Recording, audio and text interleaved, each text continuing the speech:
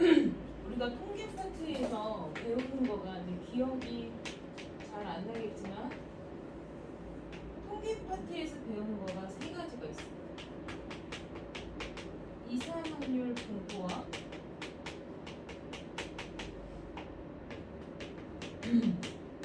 연속 확률 분포 그리고 마지막에 통계적 추정 이렇게 있는데 이 통계 파트는 각각과 우리가 값을 구하거나 문제를 푸는 거에 대한 목적이 아주 뚜렷하다고 얘기를 했잖아. 이사 확률 분포는 평균, 분산, 표준 편차를 구하는 게 목적이고 이 이사 확률 분포에서 우리가 대표 주자로 하나 배운 게 바로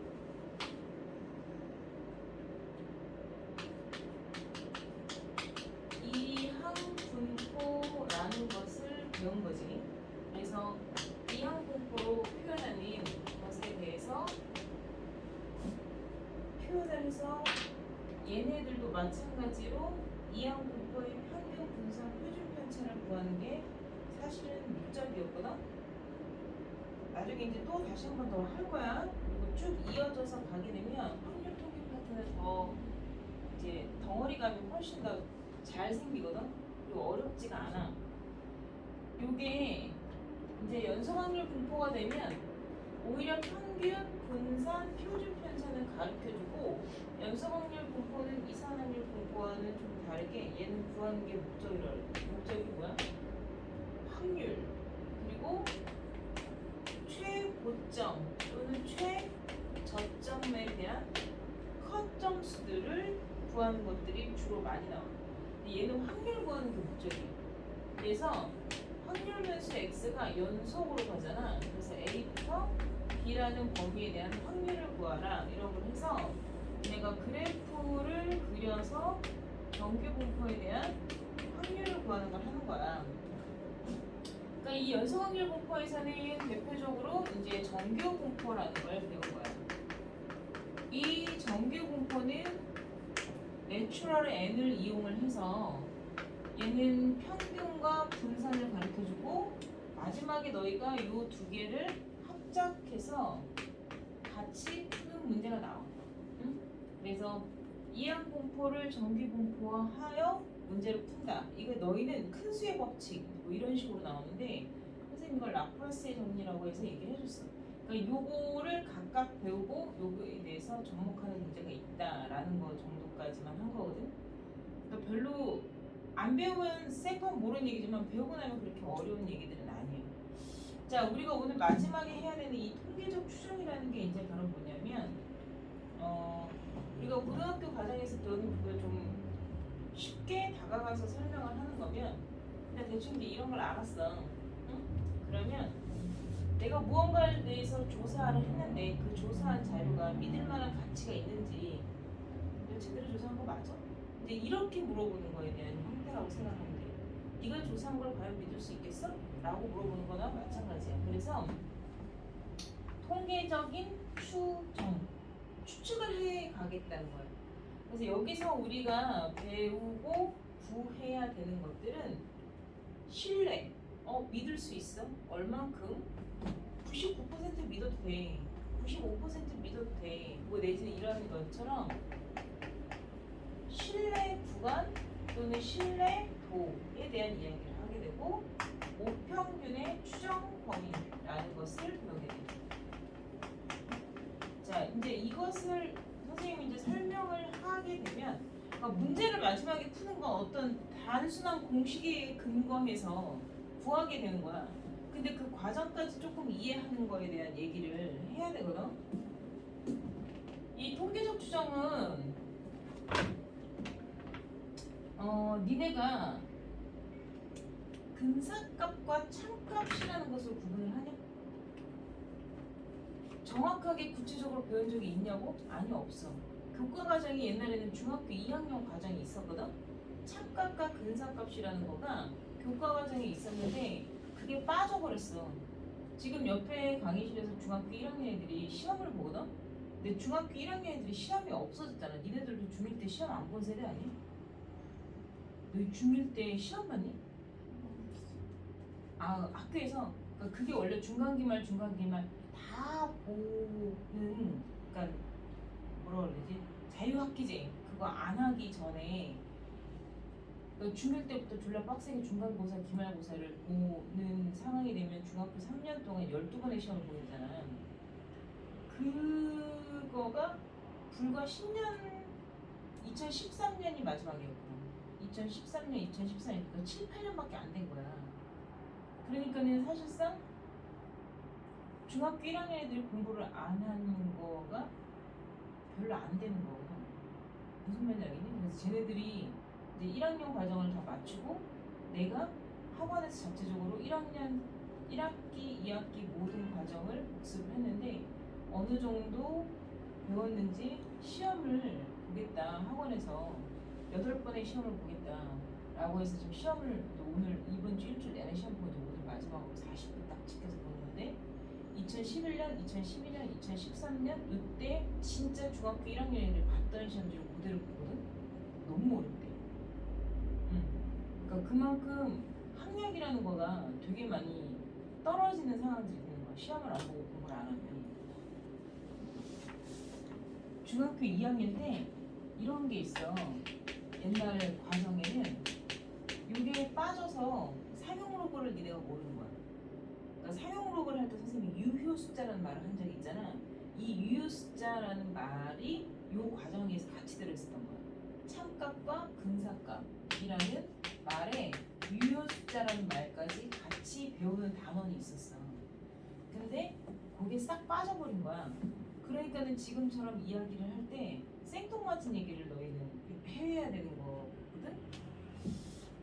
근사값이라는 거는 니네가 대충 말에서 느끼는 게 얘는 진짜 값이고 얘는 근사치. 그러니까 너희가 알고 있는 뭐야? 반올림한가? 올림 또는 내림 이런 거 중학교 때 배우지 않았니? 초등학교 때도 배웠잖아. 뭐 그런 거야. 내가 예를 들어서 내 마음속에 어떤 숫자를 내가 생각하고 있거든?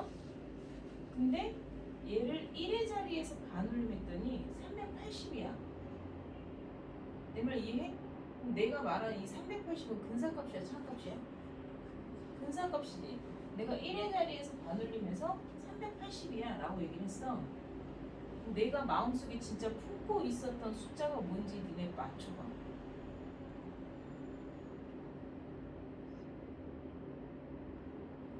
맞춰봐. 내가 지금 1의 자리에서 반올림해서 380이라고 얘기했잖아. 내가 마음속에 생각한 숫자가 뭐게? 이렇게 물어보면 니는 어떻게 맞춰야 돼? 아주 편하게 얘기해봐. 뭐 이렇게 계산하고 더하고 해야 돼? 그냥 내가 이렇게 내가 마음속에 어떤 숫자를 반올림해서 생각한 수가 380이거든? 맞춰봐. 그럼 니는 어떻게 해야 돼? 찍어야지. 찍어야지. 그 찍는다는 거에 대해서 말해봐. 대충 말해봐.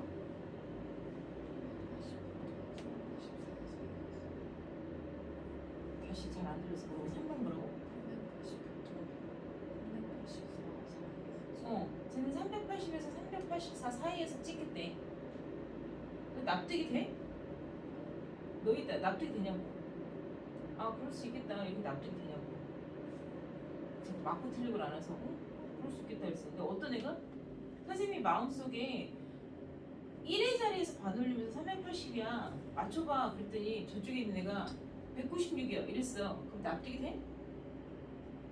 그래 뭐 이런 거지. 196이야.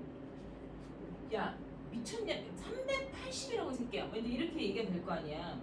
그러니까 말도 안 되는 수치를 말하는 거는 의미가 없잖아. 그게 뭐냐면 선생님이 생각한 수가 딱 정확하게 하나의 수라고 내 마음속에 나만 알잖아. 안 그래? 니네들은 1의 자리에서 반올림했다. 이게 최상의 힌트 아니야?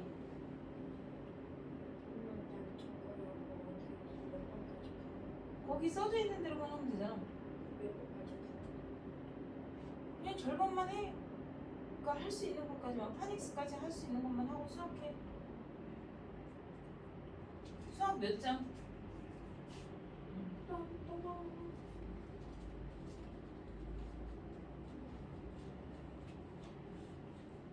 그러니까 봐봐. 참값은 사실은 딱 하나의 수, 선생님이 생각했던 수가 뭔지 너희는 추측하는 거야. 딱 집어서 누가 196이래. 야, 그게 말이 되냐? 선생님이 1의 자리에서 반올림 했다잖아. 그러면 요 범주 안에는 있겠네. 확실하게. 그지? 선생님이 말한 숫자가 100% 이 범위 안에는 있어. 라고 확신할 수 있는 범위라는 게 있잖니. 그것을 우리는 바로 참값을 A라고 하게 되면 참값의 범위라고 얘기를 하는 거야. 그럼 참값이 있을 수 있는 범위는 다이디가 말한 380 이상 384는 반올림에 대한 버림값이고, 올림에 대한 이야기를 하게 되면 어떻게 돼야 돼? 375 이상 385 이하 미만이 돼야 되는 거겠지? 그래야 내가 1의 자리에서 반올림을 해서 380이라는 수가 나온다는 거야. 이러한 범위를 우리가 지금 이야기할 수 있잖아. 그럼 선생님이 말한 숫자가 선생님이 말한 숫자가 뭐예요? 이 범위 안에는 확실하게 있을 거 아니에요? 확실하게 있겠지.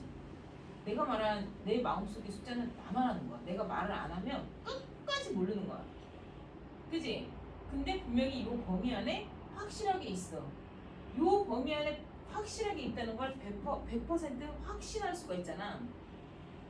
내가 말한 값은 이 범위 안에 100% 있어. 그러니까 신뢰도 100%에 대한 범위라는 거야. 무슨 말인지 이해됐니?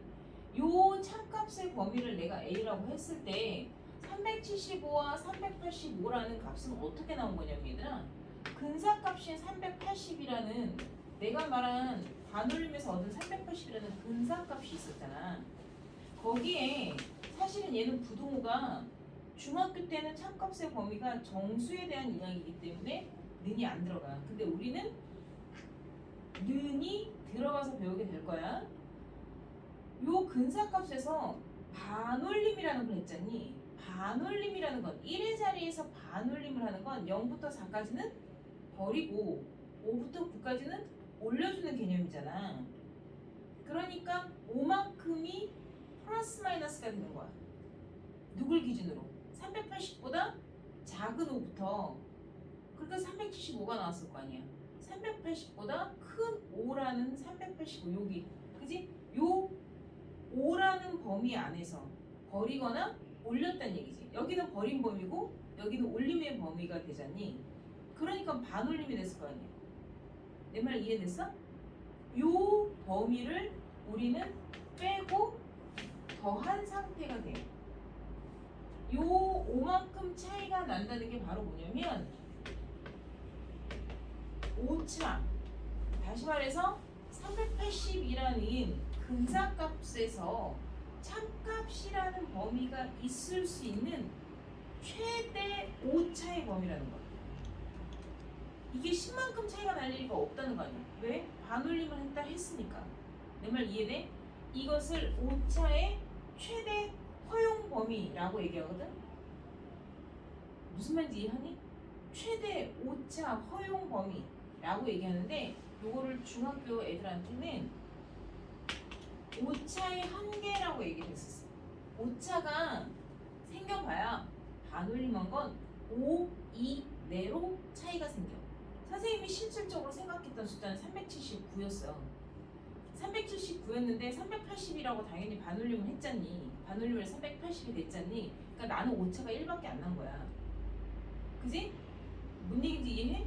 근데 384를 생각했을 수도 있잖아. 그럼 오차가 4만큼 나는 거야. 그러니까 오차, 실제 참값과 근세값의 잘못된, 그릇된 차이를 오차라고 하는 거야. 5개의 차이라고 말하는 거 아니에요? 잘못, 오답 할 때 오차. 진짜 참값하고 근사값하고의 벌어질 수 있는 차이의 잘못된 차이가 5를 넘어가지 않아. 반올림 한 상태에서.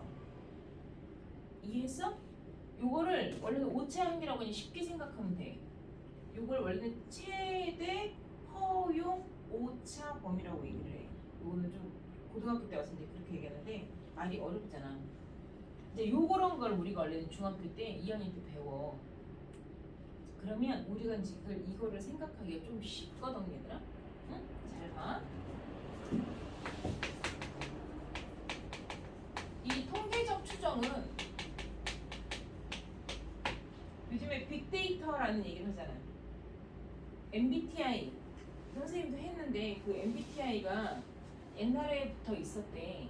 근데 그거를 처음에는 MBTI에 대한 그 데이터가 사람들이 처음에 나왔을 때는 한 사람 이렇게 그걸 이렇게 해보는 사람들이 별로 없었다는 거지. 근데 그게 전 세계적으로 자꾸 이제 유행이 되고 꽤나 적중률이 높다라고 얘기를 하다 보니까 정말 많은 사람들이 다 입력을 하게 되니까 그 데이터가 되게 많이 쌓이잖아. 그러니까는 확률이 되게 높아지는 거야.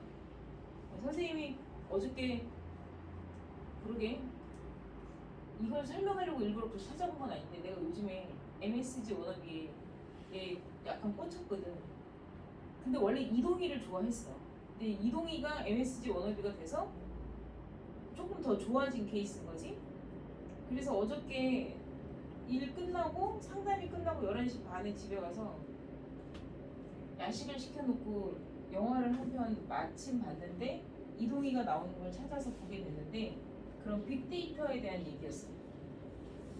그러니까 요즘에는 사람들이 어플을 쓰거나 그 다음에 우리가 흔히 말하는 설문조사, 선호도 조사 이런 것들을 한단 말이야.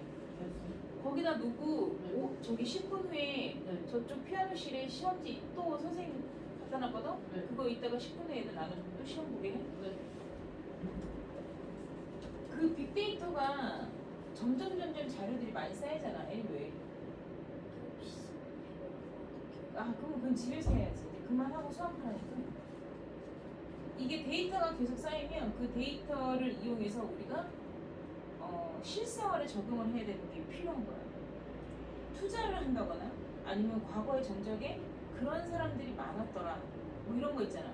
우리가 지금 선생님도 다음 주에 백신을 맞아야 되거든. 근데 뭐 얀센 거는 어땠다, 화이자는 어떻다, 모더나 거는 어떻다, 그 다음에 무슨 뭐 처음에 맞은 게 뭐였지? 아스트라제네카 거는 어떻다 이런 거에 대해서 사실은 많은 사람들에게 접종을 하고 그거에 대한 부작용이 어떻게 나타나는지에 대한 데이터가 모자란 상태가 된 거야. 그 데이터가 확실하게 많이 축적이 돼서 그 데이터에 대해서 우리가 신뢰할 수 있는 그 검증된 자료가 없다고 얘기를 하는 거거든. 그러니까 약품이 개발이 되자마자 몇몇 사람들을 상대로 해서 임상 실험을 했지만 그게 전 세계 사람들의 모든 체질에 대해서 다 맞는 건 아니니까 어떤 특수 체질에 대한 사람이 발견이 됐을 때 부작용으로 사망할 수 있는 상황까지 생길 수가 있는 거잖아. 그러니까 그런 거가 지금 사실은 부족한 상태가 되는 거지. 네, 문 앞에 놔주세요. 네. 그러니까 그런 것들 때문에 점점점 이 수학이 문과 쪽에서 활용이 되는 게 경제학과, 경영학과, 무역학과, 그 다음에 회계학과, 통계학과라는 게 있어요. 그러니까 지금 내가 말한 이것에서 일하는 사람들의 정말 똑똑한 기질이 발휘가 되는 게 너희가 혹시나 이제 나중에 시험 끝나고 심심할 때 가족끼리 한번 영화를 보게 되면 그 국가부도의 날이라는 영화가 있어요. 우리나라 IMF 때 그때 뭐 유아인도 나오고 김혜수도 나오고 막 이랬던 영화가 있거든. 그 국가부도의 날이라는 영화를 보면 이과 애들만 똑똑한 게 아니구나라는 걸 너무너무 멋있게 느껴.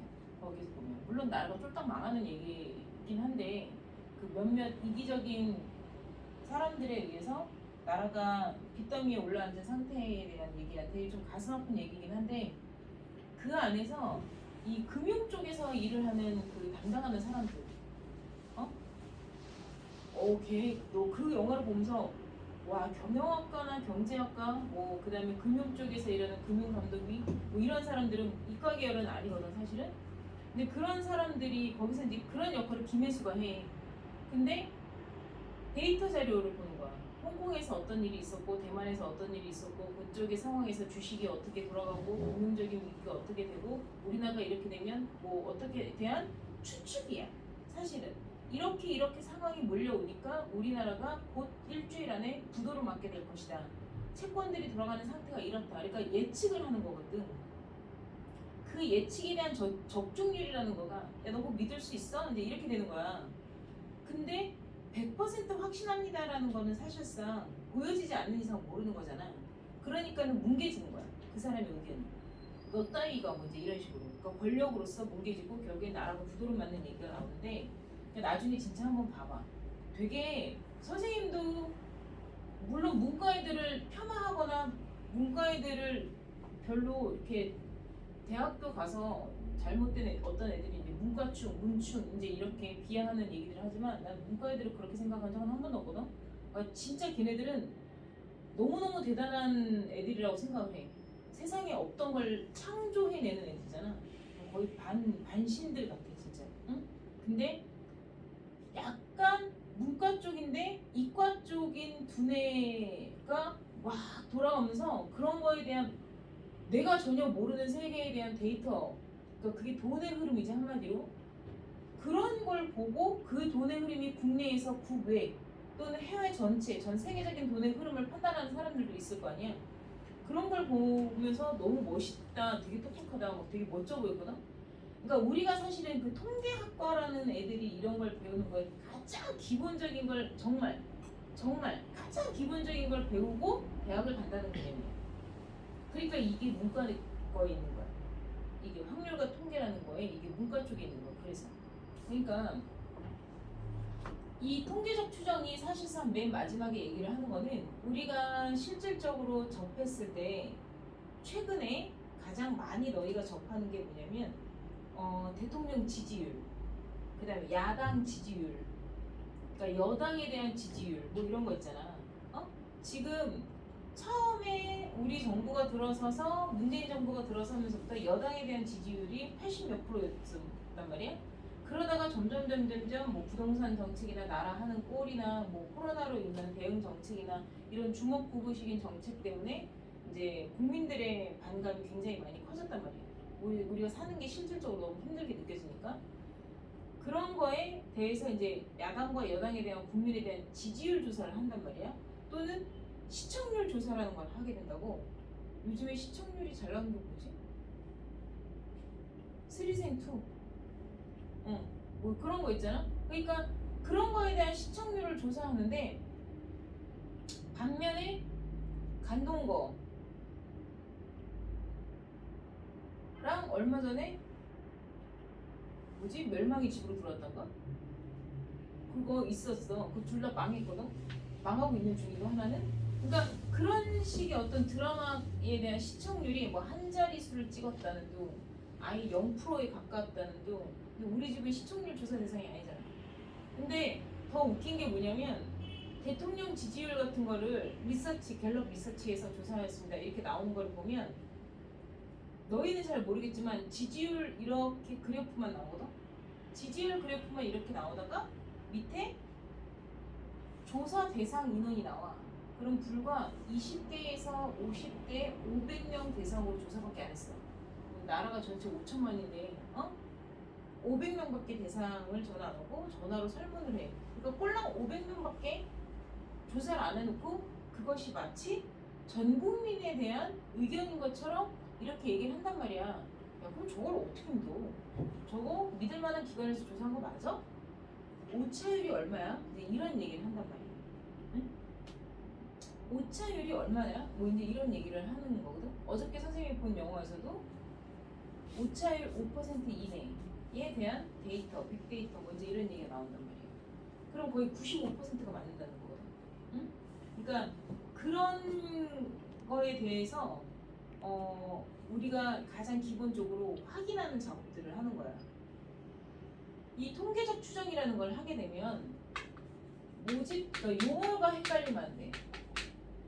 모집단은 뭐 은평구에 사는 김모 씨 여기에 모자가 아니야. 은평구에 사는 김모 씨가 오늘 뭐 어떠한 데서 강모 씨에 대해서 이렇게 했습니다. 이게 아니라 애매모호한 그 뭐가 아니라 여기서의 모집단인 어미 모자를 쓴다고 생각하면 돼. 그러니까 엄마 집단인 거야. 그러니까 모체 집단, 원래 집단이라고 생각하면 돼. 무슨 말인지 이해했어? 이 모집단이 이만하게 있단 말이야. 근데 여기 애들을 조사를 다 못하겠는 거야. 너무 애들이 많아. 어? 예를 들어서 우리나라 인구가 예를 들어서 거의 이제 뭐 5천만 명이 넘었어. 5천만 명이라 치자. 5천만 명에는 애도 있고 어른도 있고 할아버지도 있고 병원에 누워서 사경을 헤매고 있는 사람도 있을 거 아니야. 아직 중등록처럼 살아있는 사람들이니까. 그리고 해외에 나가서 놀고 있는 사람도 있을 거고 해외에 출장가 있는 사람들도 있을 거 아니야. 그러니까 5천만 명을 다 한 명씩 다 만나서 자 지금 대통령에 대해서 얼마예요? 1부터 10이라는 점수 중에서 좋아하는 정도로 말해보세요. 이렇게 할 수가 없잖아. 어? 오만약 그냥 공갈적 꼭지 이렇게 물고 있는 애한테 지금 대통령을 어떻게 생각하세요? 이렇게 물어보면 걔가 얘기를 하겠니? 뇌사 상태에 있는 환자에게 지금 대통령을 어떻게 생각하세요? 이렇게 얘기를 하면 걔가 말을 하겠냐고. 응? 그러니까 내가 조사할 대상을 상대로 전부 다 한 명도 빠짐없이 다 조사하는 걸 전수조사라고 얘기해. 전부 다 조사하는 거야. 이 전수조사가 가능하지 못한 상황들이 되게 많겠지. 그러면 우리는 어떻게 해야 되냐면 전수조사를 다 못하니까 여기 있는 몇몇 사람들만 우리가 추출해서 조사를 할 거야. 그 추출하는 것을 표본 집단이라고 얘기해. 내가 표본을 추출합니다 라고 얘기를 하거든. 이해됐어? 근데 내가 한 번만 추출했어. 예를 들어서 200명, 그러니까 20명을 상대로 해서 처음에 표본을 20명만 추출을 했어. 그 20명만 추출한 걸 가지고 데이터를 내기엔 너무 좀 뭐라 그래? 미흡하잖아. 어? 내가 만약에 이걸 저기 옆에 있는 영락중에 가서 영락중 20명 애들한테만 만약에 물어봤어. 그러면은 대한민국 전체에 대한 데이터 자료라고 얘기하기 좀 너무 그렇잖아. 그 골고루가 안 되잖아. 그래서 내가 이 표본 20명을 조사를 하고 다시 풀어놔. 방생해. 이 모집단이 다시 풀어놨어. 그리고 그 다음에 내가 또 길거리에서 20명을 또 조사를 했어. 응? 그래서 20명을 또 조사했는데 어저께 영락중애가 지나가면서 조사를 했는데 오늘 또 지나가면서 저 아줌마 또 있네? 그리고 와갖고 또 할 수 있어 없어? 있지? 요게 이제 너희들 입장에서 보면 보건 추출이야. 내가 표본 20개를 꺼내서 조사를 하고 다시 원래 항아리에 집어넣은 거와 똑같지? 그리고 나서 다음날 또 20개를 했는데 뽑히는 거 또 뽑힐 수 있어. 이 보건 추출의 개념이 생기는 거야. 괜찮아 이런 거. 상관이 없어. 그러면 첫날 내가 뽑은 표본 집단이 있고 두 번째 날 뽑은 표본 집단이 있겠지? 그 다음에 내가 세 번째 날 또 표본을 뽑고 네 번째 날 또 20명 뽑고 다섯 번째 날 또 뽑았어. 그럼 나 100명 조사한 거지. 내가 더 많은 표본을 추출해서 더 많이 조사하게 되면 이 데이터 자료는 모집단 전체에 대해서 마치 조사한 것과 흡사 비슷해질 수 있다는 거야. 내가 무슨 말 하는지 알겠어? 응? 그럼 봐봐. 첫 번째 내가 월, 화, 수, 목, 금 5일 동안 했다 치자. 월요일 날 표본을 추출한 이 그룹에 20명이 내가 1점부터 10점까지 대통령의 좋은 정도를 숫자로 표현해봐 라고 얘기를 했어. 그러면 이때 20명 애들에 대한 뭐 1점짜리 애도 있을 거고 7점짜리 애도 있을 거고 3점짜리를 체크한 애도 있을 거 아니야. 내 말 이해되냐? 이 20명에 대한 점수에 대한 평균과 표준 편차를 낼 수 있어 없어? 있겠지? 무슨 말인지 이해했어? 그러면 첫째 날 표본에 대한 점수에 대한 평균 그 다음에 분산 이렇게 나올 거 아니니 요것을 우리는 표본 첫 번째 거에 대한 표본 평균이라고 말하는 거야. 내 말 이해했어? 이 첫 번째 그룹에 대한 표본 평균을 x1이라고 써볼게. 됐지? 자, 둘째 날 20명은 어제의 20명과 다른 결과 자료가 뭐 비슷하게 나올 수도 있고 다르게 나올 수도 있겠지? 근데 어쨌건 두 번째 날 얘네들에 대한 평균과 분산과 표준 편차를 냈을 거 아니니 그때의 평균을 x2라고 얘기를 해보자고. 수요일 날 평균 낸 거, 넷째 날, 다섯 번째 날 평균 낸 게 이렇게도 되겠지? 그러면 자 보자. 우리가 중학교 1학년 때 도수분포표 이런 거 했었거든? 평균 낼 때 인원수가 다 20명, 20명 똑같잖아. 얘네가 만약에 3점이 나왔어? 그럼 얘네 총점 60점이잖아. 얘네가 만약에 5점이 나왔어? 그럼 100점이잖아. 그러면 이 60점과 100점을 더해서 160점을 40명으로 나눠야 되지. 내 말 이해되니? 근데 얘가 인원수가 다 똑같잖아. 인원수가 다 20, 20, 20, 20 똑같잖아. 그러면 네 평균 6점, 네 평균 10점 더해서 18점 나누기 2하면 9로 떨어질까 안 떨어질까? 똑같이 떨어지게 돼. 너희 내가 지금 무슨 말인지 알겠니? 인원수가 다르지 않단 말이야. 어? 그러면 우리가 이렇게 생각할 수가 있어. 첫 번째 평균과 둘째 날 평균과 셋째 날 평균과 넷째 날 평균, 다섯 번째 날 평균을 다 더했어. 그래서 그거를 5로 나눴어. 그러면 뭐가 나와? 내가 지금 분명히 얘네들을 뭐라고 불렀어? 표본 평균이라고 얘기했잖아. 그날 조사한 표본의 평균이야. 걔네들을 다 더해서 나누기 5를 하면 뭐가 나와? 말 그대로 단어 그대로 얘기해봐. 표본 평균의 평균이 나오는 거야. 내가 나온 표본 평균이라는 애들, 무슨 말인지 알겠니? 이 표본 평균이라는 애들, 이렇게 숫자 붙여져 있는 애들의 표본 평균의 평균이 나와. 말이 어려워. 그리고 우리가 여기서 연속 확률 분포할 때 확률 변수 x에 대한 평균을 이렇게 쓰기로 약속을 했잖아. 그러니까 쟤랑 구분이 안 돼. 그래서 우리가 표본에서 추출한 표본 평균을 x바라고 이렇게 써. 그러면 그냥 우리가 알고 있는 확률 변수가 아니라는 거야. 확률 변수 x가 아니야. 둘째 날 표본 평균 이렇게 표현한 거야. 그럼 얘네가 표본 평균이라는 표시를 이렇게 한 거야. 어떤 자료에 표본 평균이 나온 거야. 이해됐냐? 이 표본 평균들의 평균이 바로 얘가 되는 거야. 그러니까 얘는 표본 평균의 평균이 되는 거야. 이 표본 평균의 평균은 얘들아 모평균과 같다라고 말할 수 있을까 없을까? 약간의 차이가 생겨.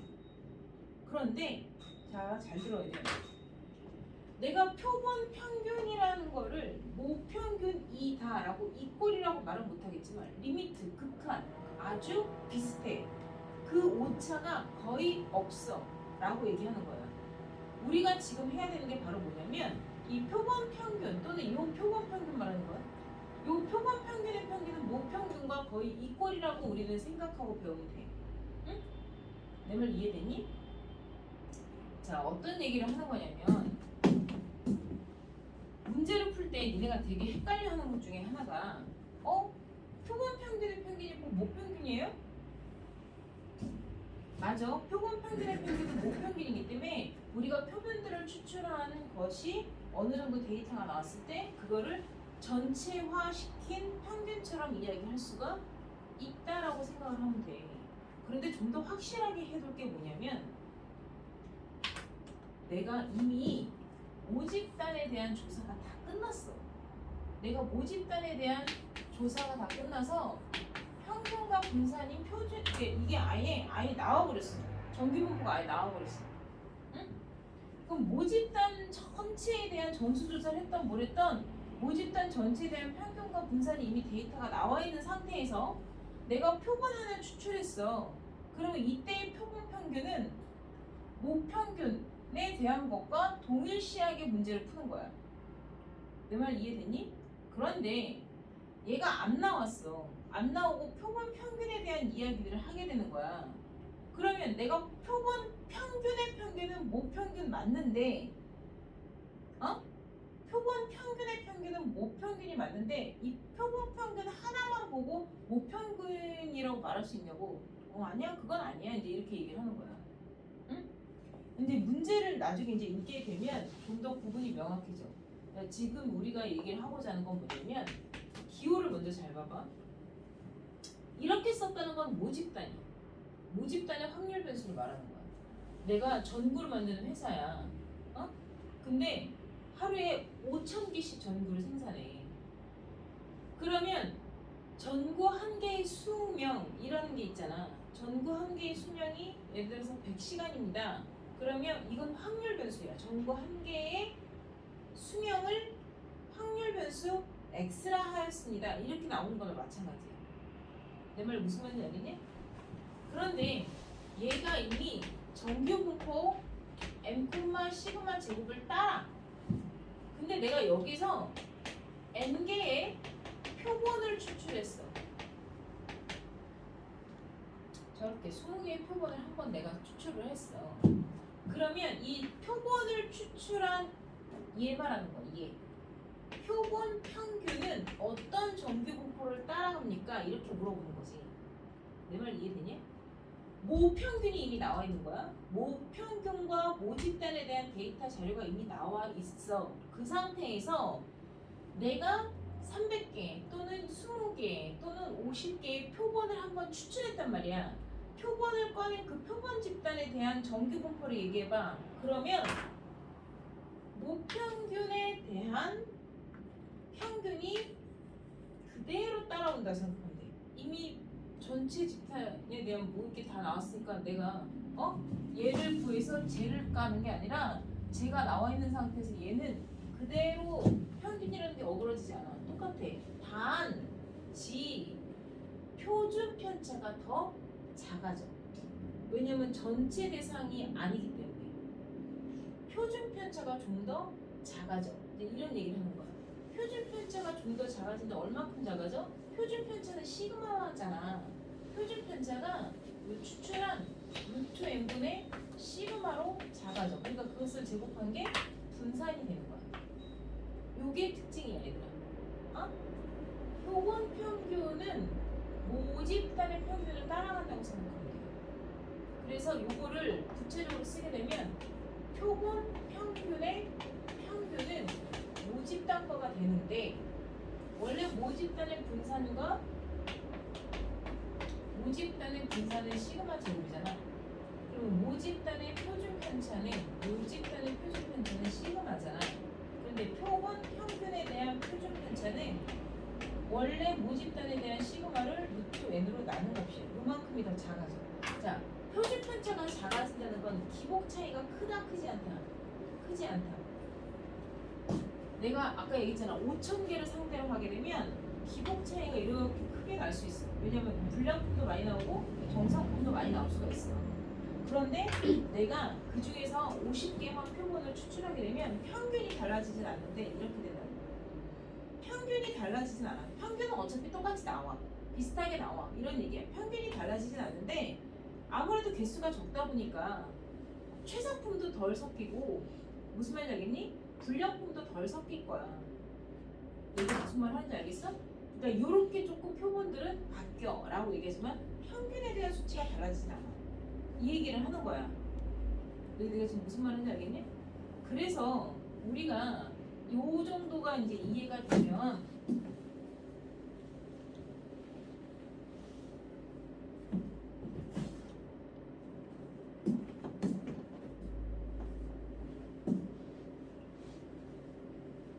앉아서 해요. 우리가 표본 평균의 평균이라는 것과 표본 평균에 대한 분산과 표준 편차에 대한 이야기는 무평균이 있으면 그대로 사용하면 돼. 원래 분산을 n으로 나눈 거야. 그러니까 루트 n분의 시그마 전체의 제곱이라고 쓸 수가 있다는 얘기야. 여기까지가 이제 이해가 됐어. 근데 이제 우리가 실질적으로 배워야 되는 신뢰 구간과 모평균과의 추정 범위 이제 이런 거가 어떤 얘기냐면 내가 표본 평균 하나로 본 거야. 여기서부터는 선생님이 고등학교 과정을 너희들한테 쉽게 이해하게 하기 위해서 선생님이 하는 거 이제 얘기지. 너희가 만약에 선생님 전 통계학과를 갔는데 나중에 대학 가서 전공 공부하는 거니까 선생님이 얘기하던 거랑 조금 다른데요? 달라. 조금 다를 수 있어요. 근데 구체적으로 그렇게까지 어렵게 얘기해주고 싶지 않아. 문제를 푸는데 필요한 부분에 대해서 조금 선생님이 편하게 설명을 해주는 거야.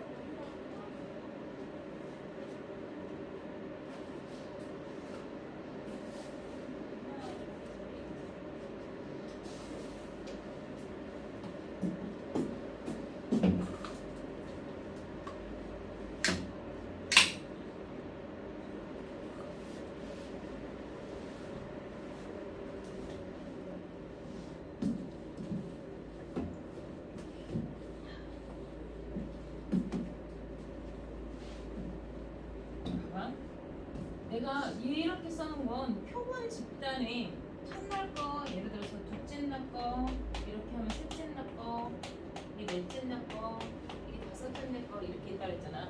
이거를 다 더해서 다 나눈 게 표본 평균의 평균이면 그 무평균이라 말할 수 있다 한 거잖아.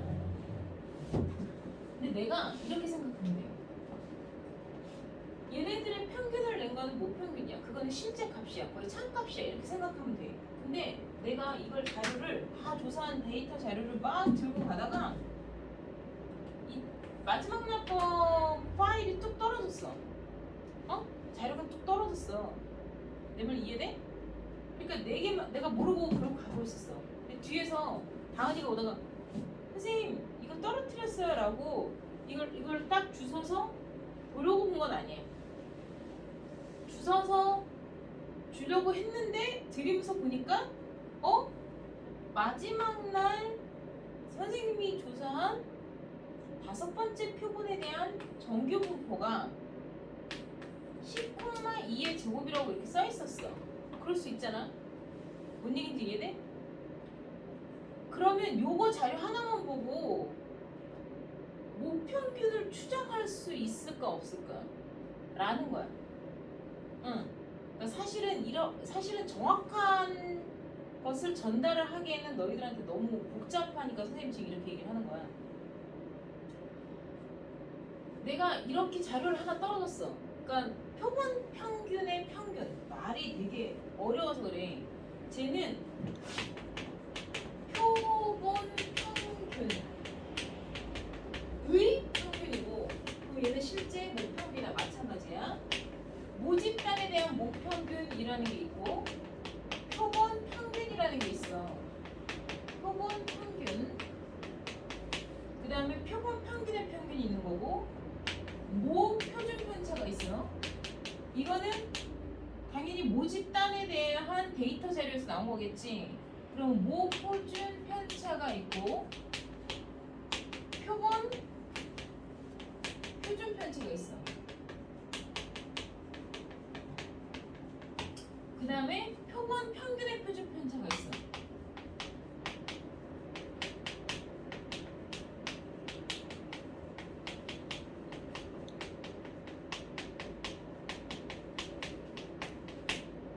이게 단어가 다 비슷비슷한데 틀린 거야. 이거는 모집단에 대한 정규 분포야.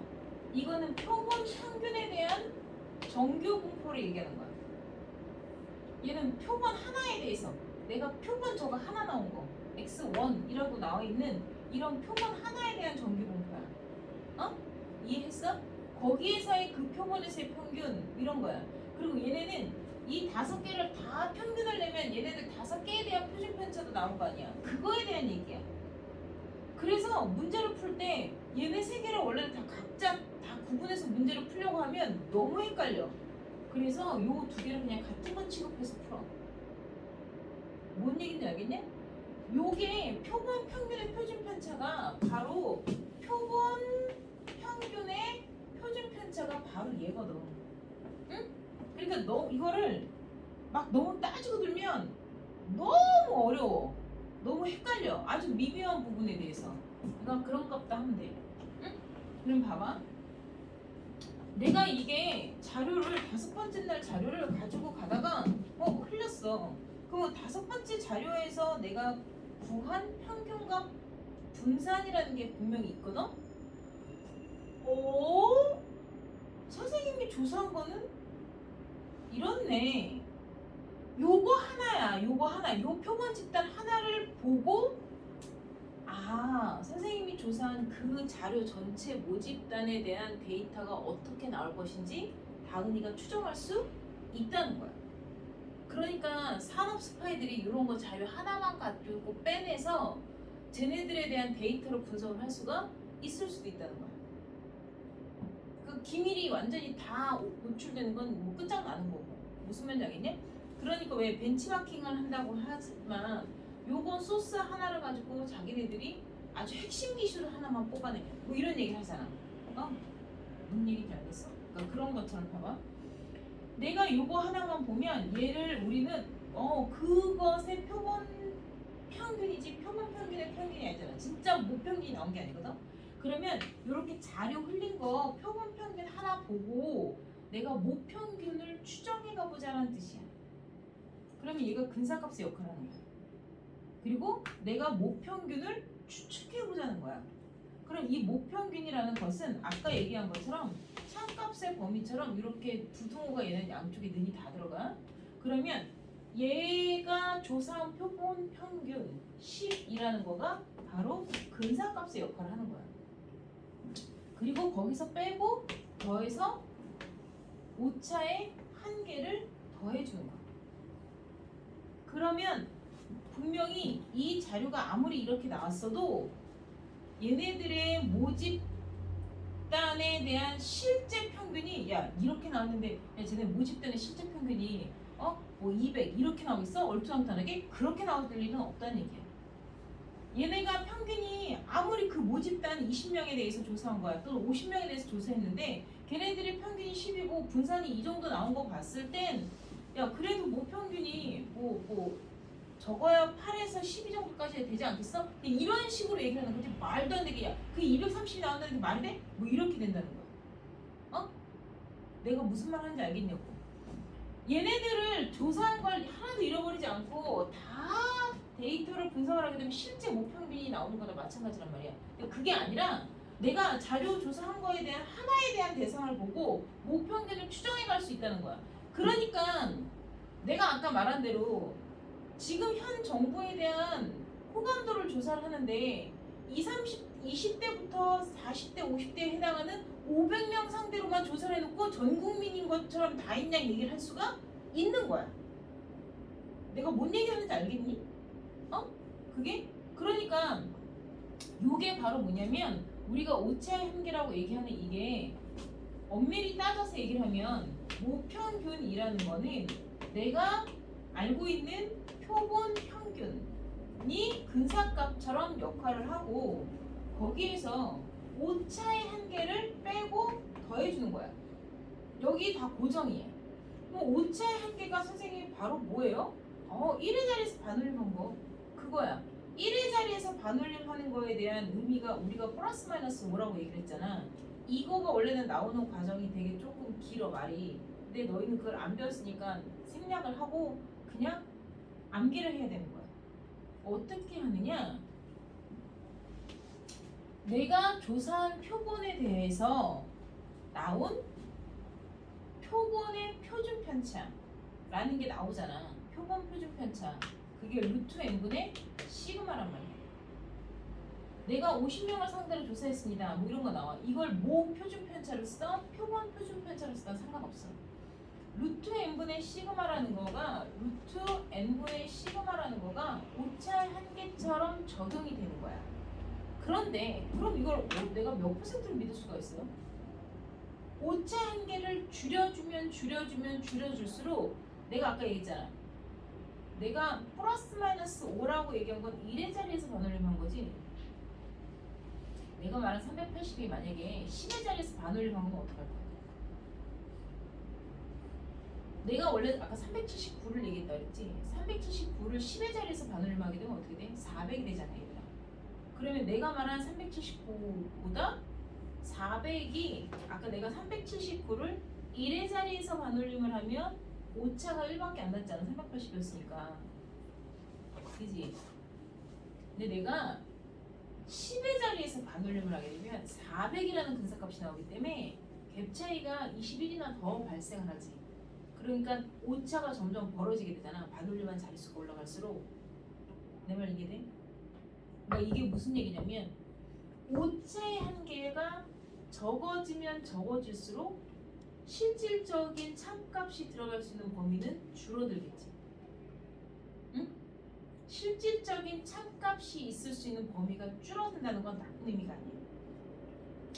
그거는 참값을 찾아가는 데 있어서 많은 폭을 주고 얘기하는 게 아니라 정밀하게 얘기를 하고 있다는 얘기거든. 그래서 이 조사한 오차의 한계에 루트 n분의 시그마라는 표준 편차에 대한 값을 더하고 빼는 거에 얘를 95% 믿어도 돼, 99% 믿어도 돼 라는 신뢰도를 적용시키게 돼. 그 신뢰도가 바로 뭐냐면 K값을 곱해주는 거야. 이 신뢰도가 바로 뭐냐?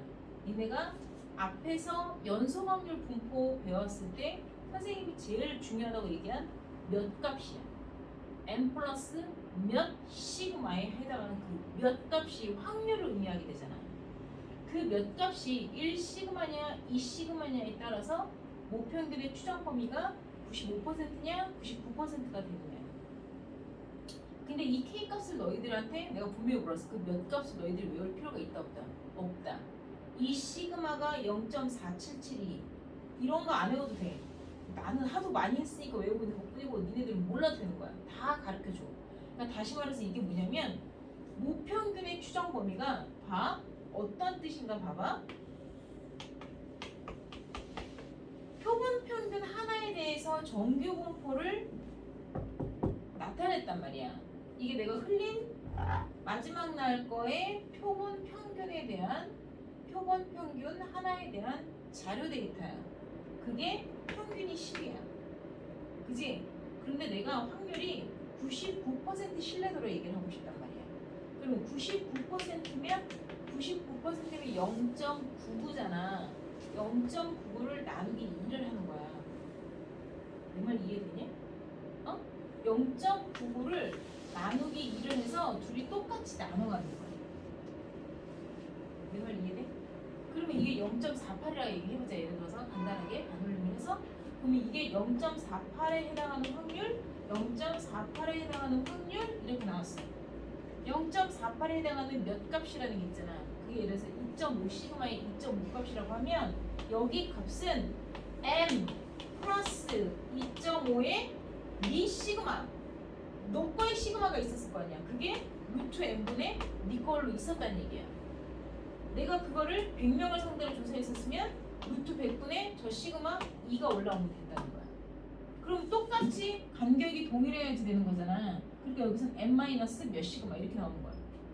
내 말 무슨 말인지 알겠니? 이게 바로 모평균이 있을 수 있는 범위, 확실한 참값의 범위예요. 이렇게 얘기를 하는 거야.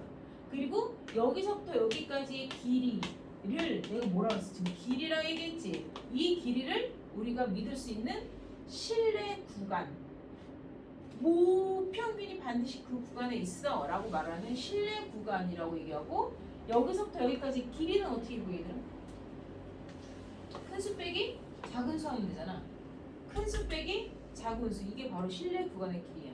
그래서 신뢰 구간의 길이는 큰 수 빼기 작은 수를 해봐. 그러면 얘가 지워지거든? 이 오차 한계 몇 배? 2배가 되는 거야. 그래서 이 K 곱하기 루트 n분의 시그마라고 얘기하는 거야. 이게 바로 몇 값이야. 그럼 자 봐봐. 실내 구간의 길이를 길게 하는 방법을 말해봐. 그러니까 우평균의 추정 범위를 더 넓게 길게 잡으면 거의 확실해지잖아. 무조건 여기 안에 범위 있게 되잖아. 좁게 하는 것도. 이 길이를 길게 하려면 K 값을 늘리는 거야. K 값이 아까 뭐라 그랬어? 신뢰도, 확률을 표현하는 신뢰도. K 값을 늘리거나 얘를 줄여야 돼. 얘를 두 개를 고정하게 되면 얘를 줄이는 수밖에 없겠지. 그러니까 표본이 많을 필요가 없는 거야. 그러니까 내가 아까 아니 500명 상대로 해서 조사했는데 그걸 갖다 믿으라고? 이런 식이 돼버리는 거야. 근데 나중에 이제 조사하는 거 봐봐. 그럼 다 95% 신뢰도, 99% 신뢰도 이런 얘기가 나오거든. 정석을 봐봐.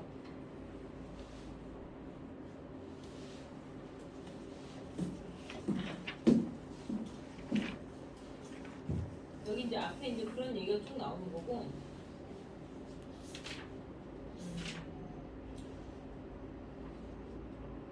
우평균의 추정 범위 뒤에 207페이지 봐봐. 이거 내가 아까 갖고 온 거니?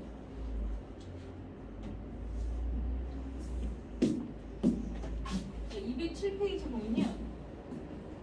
자, 거기 문제 보자. 전구를 대량 생산하고 있는 공장이 있다. 어느 날 100개의 전구를 이미 추출하여 이렇게 나와 있잖아. 그러면 요거는 표본 100개를 뽑았다는 얘기야. 그리고 우리가 이제 모든 문제를 읽을 때 얘들아 어느 공장에서 뭐 이런 얘기가 나오잖아. 어? 어느 공장에서 이제 이런 얘기가 나오면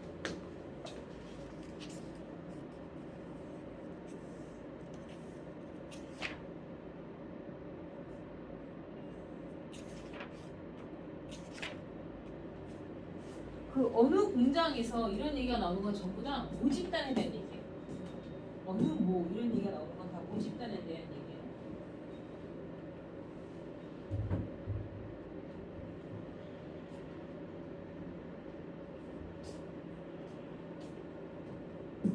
근데 리모컨이 어디 갔지?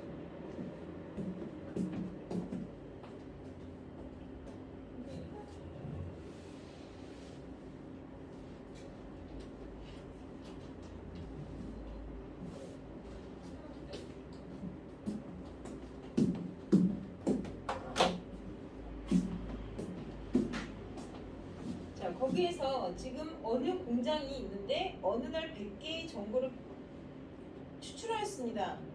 그래서 표본 100개를 꺼내서 조사한 결과의 평균이 500시간, 표준 편차가 40입니다. 이게 바로 그럼 니네가 이제 식을 쓸 때 어떻게 써야 되냐면 이게 공장 전체에 대한 전기분포야 아니야? 아니지. 그러니까 100개를 뽑았잖아. 그러니까 모집단에 대한 전기분포가 나왔어 안 나왔어? 안 나온 거야. 내가 뭔 얘기인지 이해해? 문제를 읽을 때 상황 파악을 해야 돼. 모집단에 대한 전기분포를 모르는겨. 모집단에 대한 전기분포를 몰라. 근데 내가 여기에서 몇 개를 뽑았대? 100개를 뽑았대. 표본 100개를 뽑았으니까 표본 집단에 대한 표본 평균에 대한 표본 집단 하나에 대한 이야기야. 원래는 그러니까 구분해서 쓰려고 이렇게 쓰는 거야.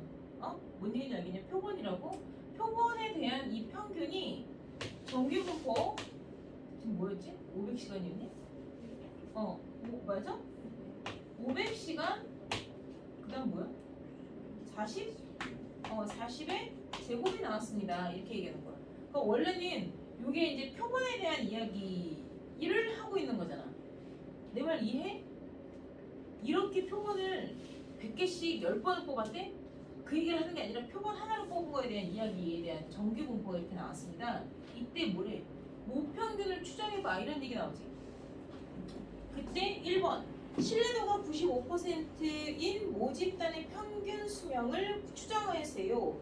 그 다음에 신뢰도가 99%로 모집단의 평균 수명을 추정하세요. 이렇게 나와 있지 않냐. 지금 내가 말한 그거야. 내가 표본 집단 하나를 뽑아놓고 모집단에 대한 평균을 추정해보란 얘기야. 그러면 진짜 500시간이 나와? 아니, 재수 좋게 나올 수도 있지만 뭐 490시간에서 510시간 사이 뭐 이렇게 나올 수 있다는 거지. 그 모평균을 추정해보자는 뜻이야. 그럼 모평균의 추정범위라는 공식에 그대로 넣으면 돼. 그 모평균의 추정범위가 뭐라 그랬어? 아까 부등호 이렇게 쓰고 얘가 근사값이나 마찬가지라고 했지? 500이라는 거 쓴 다음에 오차함을 한 번은 빼고 더할 거야. 근데 내가 분명히 뭐라 했냐? 그 루트 n분의 시그마가 루트 n분의 2 시그마를 갖다 얹어 놓는 거야. 내가 그래서 아까 모 표준 편차가 지금 나왔어 안 나왔어? 안 나왔잖아. 이 모 표준 편차랑 마찬가지처럼 생각하라고 그랬지. 표본 표준 편차잖아. 표본 평균의 표준 편차 아니야? 표본의 표준 편차야. 그러니까 같은 개념으로 생각하면 돼 라고 얘기한 거야. 알아들었어? 그래서 요렇게 루트 100분의 40을 얹을 건데 신뢰도가 95니까 신뢰도로 곱해줘야 된다고 얘기했지.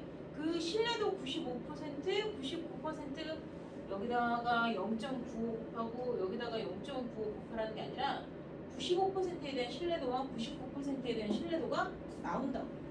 거기에 밑에 빨간색 정선이라고 봐봐. 95%에 대한 신뢰 구간이 1.96이고 99%에 대한 K값이 2.58이라고 가르쳐줬잖냐? 그거 외워야 되냐고? 아니, 다 줘. 그러니까 95%의 신뢰 구간은 1.96 곱해서 계산하면 돼. 1.96이 뭐의 제곱이야?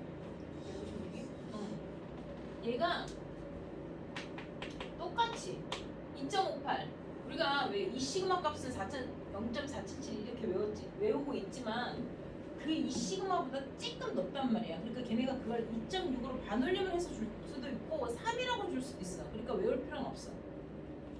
어쨌건 얘 약분해서 나오면 10이잖냐. 그지? 10분의 40이니까 곱하기 4에서 500 더하기 1.96 곱하기 4 이렇게 하는 거야. 그럼 508이 안 넘어. 뭐 약간 무슨 말인지 알겠냐? 그러니까 그런 식으로 값이 봐. 그러니까 510. 얼마, 495점 얼마 이런 식으로 범위가 나온다는 얘기인 거야. 이해됐어? 다 그런 문제야. 옆으로 이제 들어서 넘어가서 208도 봐봐. 자, 기본 문제 10-6을 볼게요. 어느 양계장에서 어느 양계장 이랬으면 모집단을 말하는 거야. 어느 양계장에서 생산되는 달걀의 노른자 무게가 평균 M 표준 편차 시그마의 정규 분포를 따른대. 그거는 뭘 의미하는 거야? 모집단에 대한 정규 분포를 M, 시그마 제곱이라고 가르쳐 준 거야. 내 말 이해했어? 그런데 거기서 이제 뭘 했대? 거기서 뭘 했대? 이 양계장에서 생산되는 달걀 중에 64개를 이미 추출하여 그러니까 표본을 추출하였습니다. 이런 얘기가 되는 거야. 그러니까 표본을 추출하면 선생님처럼 이렇게 써가면서 계산을 해. 안 그러면 니들 헷갈려져. 내가 이항 분포하던 이산항률 분포할 때부터 내가 지금 구하는 대상이 X인지 X반지 Y인지 A인 내가 구분해서 써야 된다 했잖아. 얘에 대한 표본 평균, 표본을 추출했다는 표현에 대한 정규 분포를 내가 세팅을 해보라는 거지. 내 말 이해돼? 그러면 평균은 똑같이 M으로 오는 거야. 왜냐면 여기가 어쨌건 M이가 시그마라고 얘기를 해준 거니까. 자, 그렇게 64개를 이미 추출하여 노른자의 무게를 측정한 결과 표본 평균이 얼마래? 17이었다. 얘가 17이라는 거 아니야? 이렇게? 그리고 이 표본 평균을 이용해서 구한 목평균 M에 대하여 신뢰도 99%에 대한 구간이 15.71에서부터 A까지입니다 라고 얘기했어. 그러면 내가 여기가 문제 나왔어 안 나왔어? 안 나왔잖아. 여기가 안 나왔지만 문제를 풀 수가 있는 거지. 왜냐면 나는 목평균에 대한 추정 범위 공식을 그대로 쓰면 되는 거야. 17 마이너스 플러스 95%야 99야? 99%면 2.58을 곱했을 거야. 그럼 2.58 곱하기 루트 n이 얼마야? 64가 뭐의 제곱이야? 그러니까 루트 64니까 8분의 시그마. 여기는 2.58 곱하기 8분의 시그마 하면 되는 거야. 근데 이게 지금 15.7이라고 나왔잖니. 그러니까 얘를 구할 수 있다 없다. 심지어 이걸 통째로 구할 수 있다 없다. 있다. 17에서 15.71을 빼면 나오잖아. 이 통째 값이 여기에다 더해지면 끝인 거야. 그럼 이게 전체가 A 값으로 나오는 거지. 이걸 구체적으로 구할 필요가 없는 거야. 그러니까 지금 우리 그런 거 하는 거예요, 얘들아. 무슨 말인지 알겠어요? 그러니까 여기 파트는 말장난에 대한 단어를 이해를 잘 해야지. 안 그러면 그것 때문에 틀리는 거지. 사실상 공식이 어려서 틀리지 않아요. 이게 끝이에요. 알겠어요? 맨 뒤에 통계적 추정에 대한 모비율의 추정은 이제 니네 그거 안에서 빠졌어요. 개코 그래요. 그 프린트 말하는 거예요. 그 프린트 연결한 거죠. 그거 이거 니네 앞뒤로 내가 이렇게 복사해준 거 갖다 버렸니? 개코가 없어졌니? 왜 없어졌지? 가지고 왔을 리가 전혀 없는데. 얘가 너 오늘 이거 적어야 돼.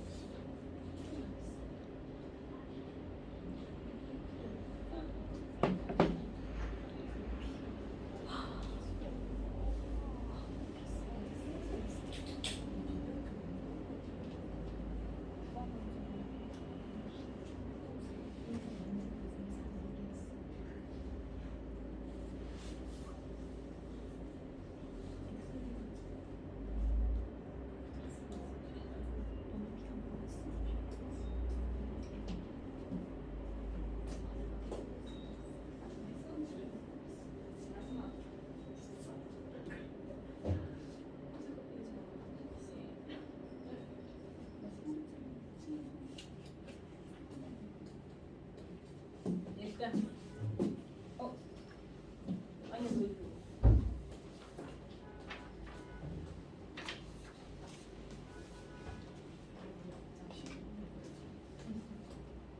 아니야.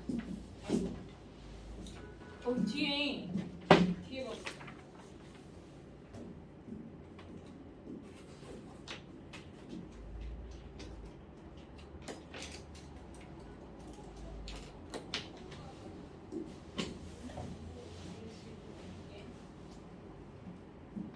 여기 맨 뒤에 통계적 추정이라고 나와 있는 부분에 대한 설명 중에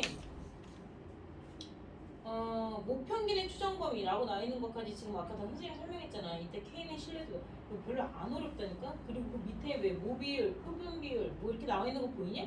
그림 밑으로 거기가 안 들어가는 거야. 그러니까 그림까지만요. 그래서 밑에 실내 구간의 길이 L은 2K 곱하기 루트 1분의 시그마입니다 라고 설명했던 거 다 보이겠어? 다 알아듣겠지? 난 거기까지 백지 보고 갈 거야.